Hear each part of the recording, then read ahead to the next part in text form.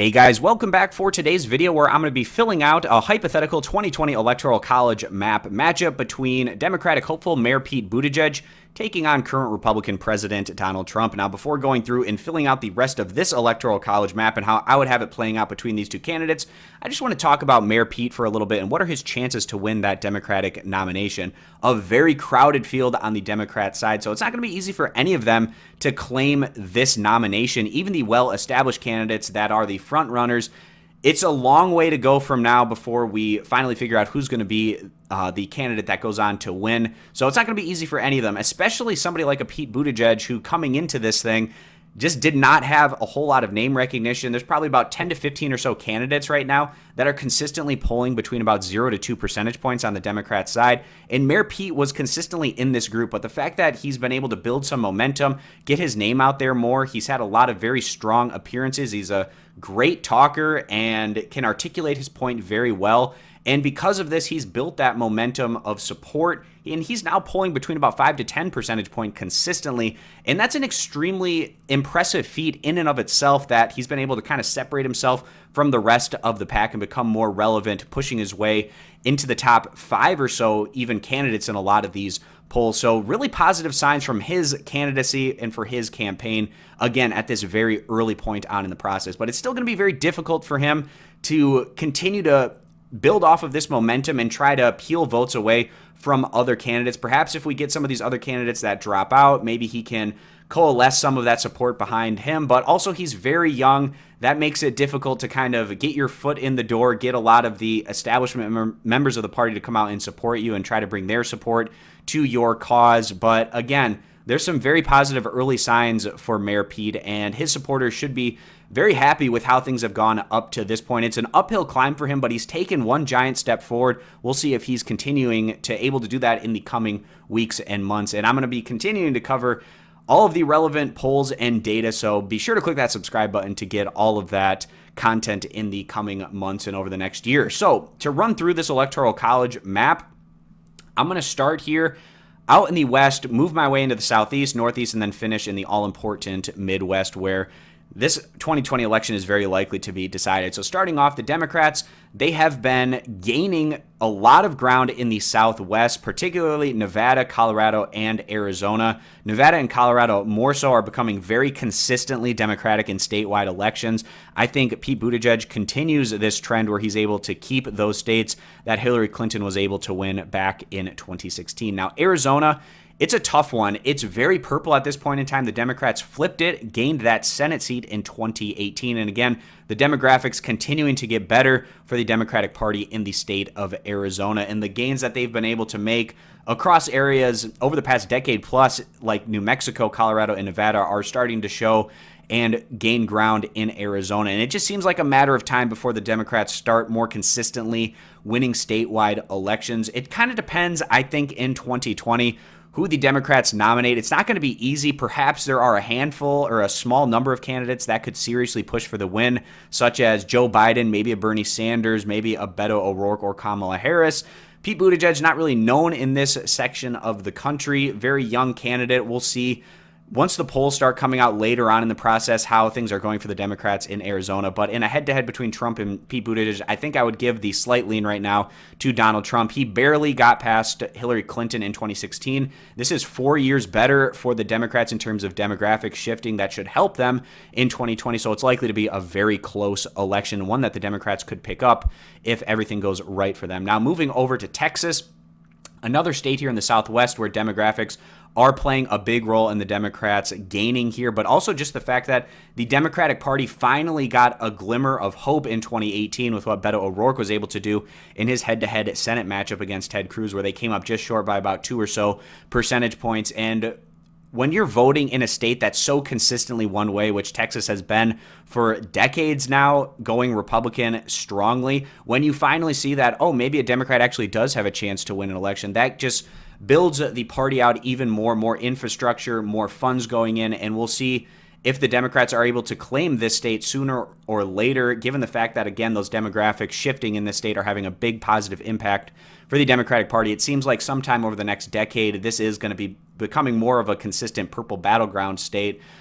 At this point in time in 2020, you still give the lean over to the Republicans. Now moving into the Southeast, Florida is a state that does seem to be trending a little bit more so back towards the Republicans after Barack Obama had won the state back in 2008 and 2012, Trump winning it in 2016. Also, this was one of the very few exceptions of where the Republicans did a bit better than expected in 2018. We see that trend continuing here in a hypothetical matchup between Pete Buttigieg and Donald Trump, where we'd give the state of Florida over to Trump. In Georgia, very competitive result in 2018 in that governor's statewide race. There's going to be likely a fairly interesting Senate matchup here in the state of Georgia in 2020, and more so than some of these other southeastern states like South Carolina, Alabama, Mississippi. Georgia has the demographics as well as the strong metropolitan area in and around the Atlanta area that are becoming more Democratic, where this is a state that's becoming more of a battleground. Trump beat Hillary Clinton, I believe it was around 5 or so percentage points back in 2016.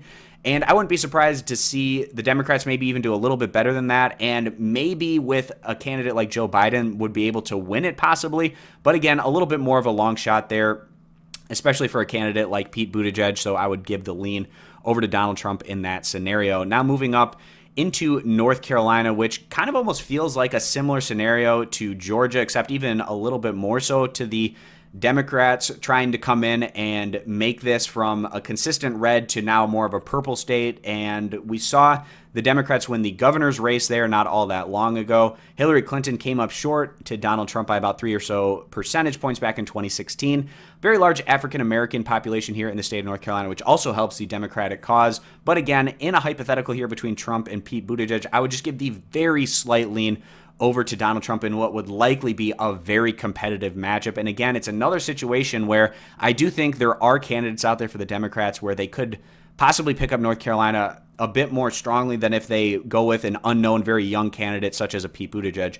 Now moving up one state to Virginia, this has been a state that's been trending towards the Democrats over the past decade or so. The Democrats did very well in Virginia in the 2018 midterms, and Hillary Clinton also winning Virginia back in 2016, but that was to be expected with her running mate, the senator, Tim Kaine, being the senator from Virginia. But I expect the Democrats to continue to go on and win Virginia in 2020. There's just not a whole lot of overwhelming love for Trump in the state of Virginia, so I see this one as being a lean over to Pete Buttigieg. Now moving up into the Northeast, New Hampshire was extremely close between Hillary Clinton and Donald Trump. It's kind of dependent on the situation. In terms of these northeastern states, again, depending on the matchup, it can actually be pretty close, or the Republicans even can come through and win every now and again.